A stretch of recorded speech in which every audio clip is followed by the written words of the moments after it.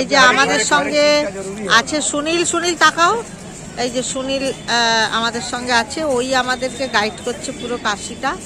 এই যে আমরা এবারে সারনাথ ঢুকছি, সারनाथের बुद्ध मंदिर।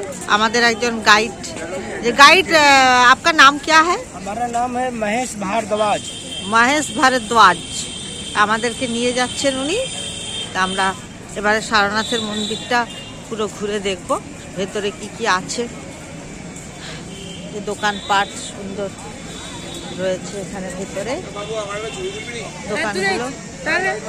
প্রচুর টুরিস্ট, বিশেষ করে প্রয়াগরাজ কুম্ভ মেলাতে সবাই এসেছে এবং বেশিরভাগ ভিড়টাই বারাণসী এসছে। বারাণসী থেকে এবার সারনাথ সমস্ত জায়গায় ভিড়টা পুরো ছড়িয়ে পড়েছে।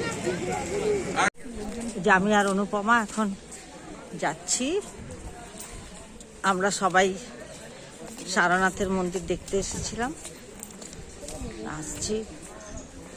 যেতে যেতে আমরা বলছে তাড়াতাড়ি বন্ধ হয়ে যাবে মন্দির। এবার আমরা যাব এই সারনাথের স্তূপ দেখতে। ওর বাবা মেয়ে দুজনের ফটো তুলছে, আমার মেয়ে তার বাবার ফটো তুলে দিচ্ছে, আর দূর থেকে সারনাথের স্তূপটা দেখা যাচ্ছে। এই স্তূপটি আমরা এবার দেখতে যাব। যে এবার যাচ্ছি আমরা, ভেতরে ঢুকলাম। স্তূপটি ভেতরটা বেশ সুন্দর করে সাজানো, যে কোনো বৌদ্ধ বা জৈন মন্দিরের ভেতরে গেলে এরকম করে সুন্দর করে সাজিয়ে রাখে, পরিষ্কার পরিচ্ছন্ন করে রেখেছে।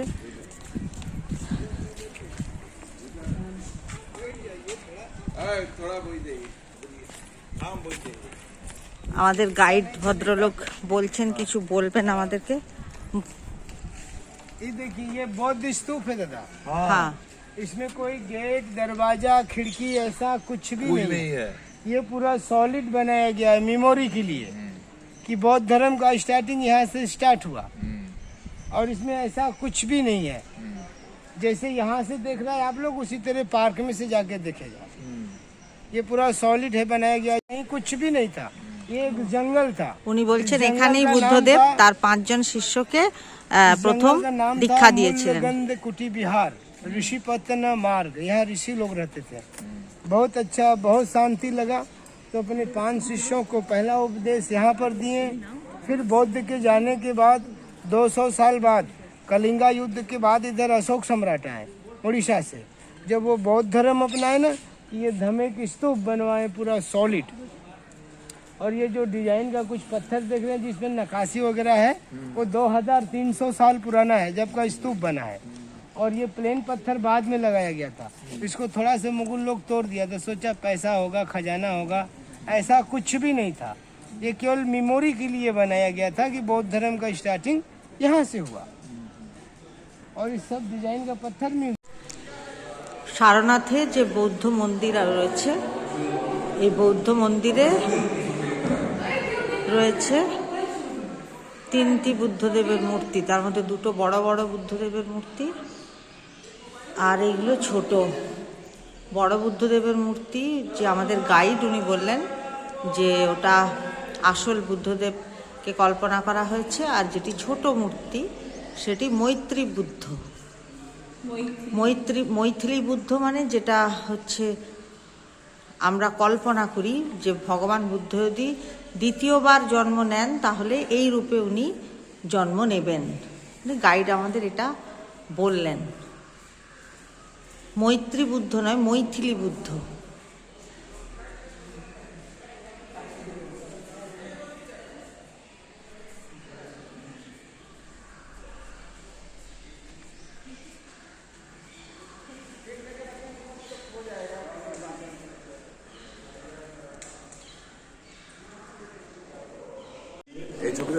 মন্দিরের বাইরেটা বাবু এই ছবিটা তুলতে বাগান টাগান করে রেখেছেন ওনারা সবাই।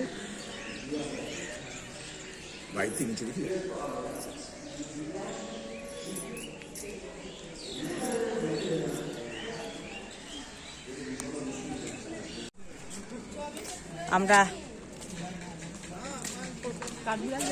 কাঠবিড়ালি একটা গেল সুন্দর, ওরাও কিন্তু রাস্তা পেরিয়ে যাচ্ছে। আমাদের মতো করে, আমাদেরকে সাইড করে করে ওরা ঠিক রাস্তা পেরিয়ে যাচ্ছে। যাচ্ছি অনেক কষ্টে, মহাকুম্ভ যাব বলে পেরিয়েছি, টিকিট জোগাড় করেছি। জানি না আগামীকাল বেরোবো প্রয়াগরাজের উদ্দেশ্যে। আজকে ওই জন্য বারাণসীতে এত ভিড়, এত ভিড়। আমরা শেষে সারনাথ দেখতে এলাম, বারাণসীতে পা রাখার জায়গা নেই। জানি না প্রয়াগরাজে কি করে যাব। এখন ঢুকছি আমরা শ্রী দিগম্বর জৈন টেম্পল। এবার আমরা দিগম্বর জৈন মন্দির আমরা দেখতে যাচ্ছি ভেতরে।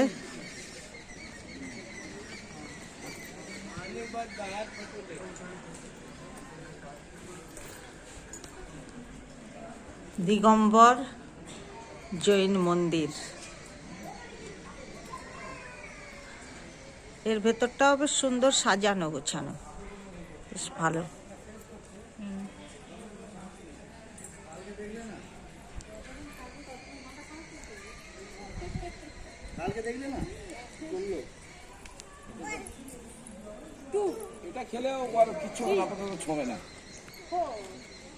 অনুপমা, তুমি যে আমাকে ছেড়ে চলে যাচ্ছ।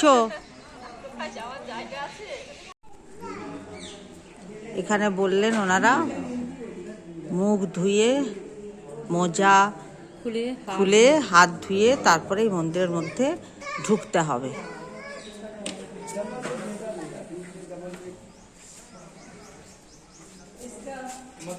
মহাবীর জৈনের মূর্তি।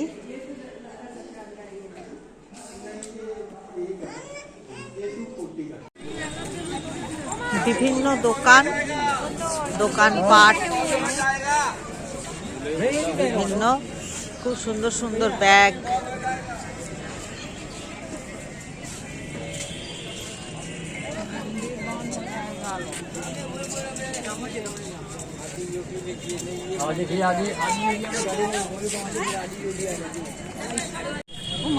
এটা কি ওং ওং লেখা?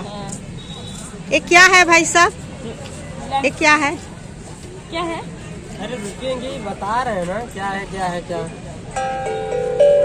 ও বাহ, ठीक, খুব সুন্দর তো। মিউজিক বোল,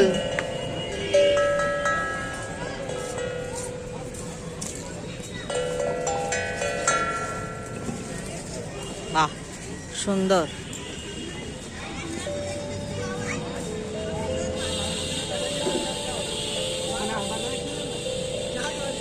এই যে মিউজিক বোল অনেক রাখা আছে। এই বৌদ্ধ মূর্তিগুলো কি সুন্দর, দারুণ।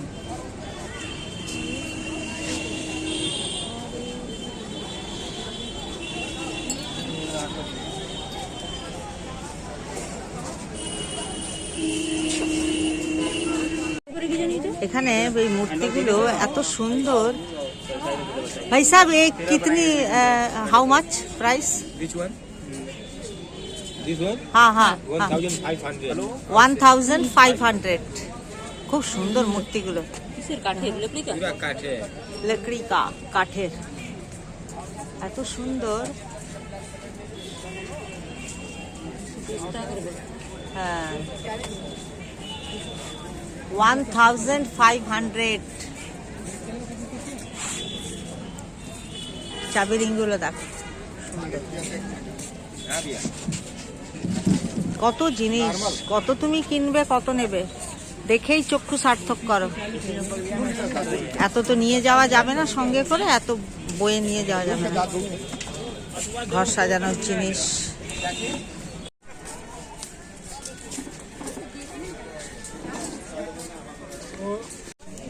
দেখি ভাই সাহেব, কাশীর বিশ্বনাথ মন্দির কাঠের। ये कितना रुपी? 50। ठीक है। और ये 120 का है। 120।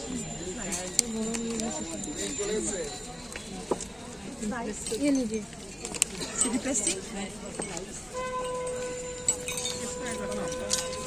এবার আমরা আরেকটি জায়গায় ঢুকলাম, ওখানেই ওই চত্বরের মধ্যেই এখানে একটি বেশ বড় বুদ্ধদেবের মূর্তি তৈরি করা হয়েছে।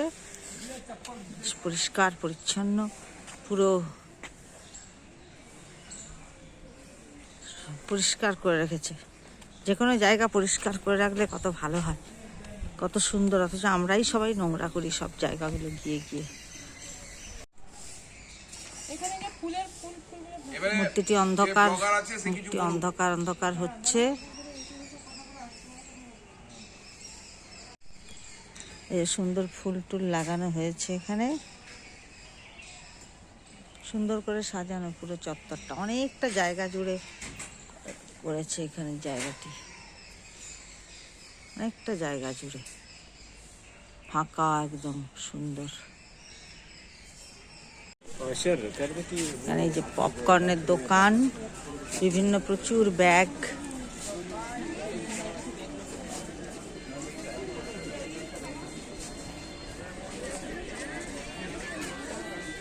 নানা রকমের মণিহারি জিনিস।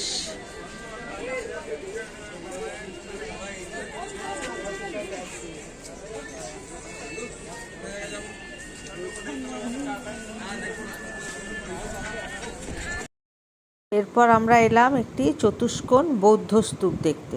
বেশ ফাঁকা জায়গার মধ্যে স্তূপটি রয়েছে। এই যে এনারা সব বুদ্ধিস্ট, কোনো একটি মিশন থেকে এসেছেন এনারা এখানে।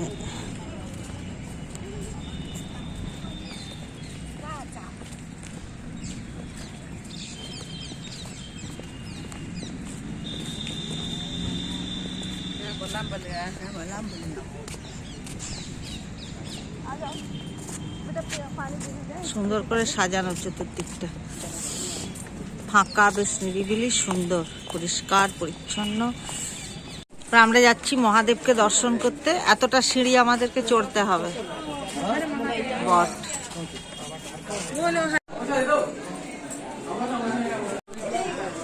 এই সারংনাথ মহাদেব মন্দির। ফুলের জন্য নানা রকম, পুজো দেওয়ার জন্য ফুল, নানা রকম ফুল রয়েছে। এই যে মালাও দিচ্ছেন ভক্তরা।